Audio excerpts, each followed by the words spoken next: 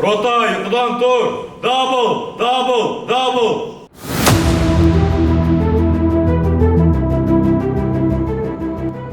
Қазақстан қарулы күштерінде таңмен таласа жауынгерлік дабыл қағылды.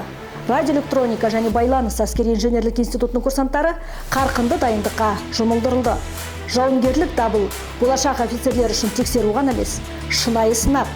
Бұл олардың әскери жағдайларға дайындық деңгейін сынайды. Полковнигіміз рота бойынша кезекші курсант Ерболат сигналдағы шектеулерді нақтылауға келіп тұр.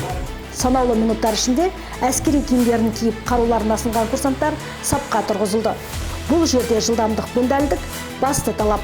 Әркім өз орнын біледі, әрбір қимыл шалт, әрі нақты. Жаңа қысқы оқу кезеңінің басталуына байланысты біздің әскери институтымыз жауынгерлік даярлықтың жоғары дәрежесіне келтірілді. Дабыл ала сала біз сапқа тұрғызылдық, қаруландық және әрқашан біз жауынгерлік даярлықтамыз және кез келген кезде әрекет етуге дайынбыз.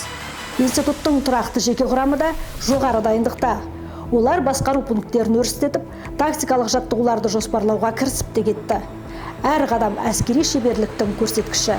Қысқы оқу кезеңінің басталуына орай қарулы күштер жауынгерлік әзірлікке келтірілді.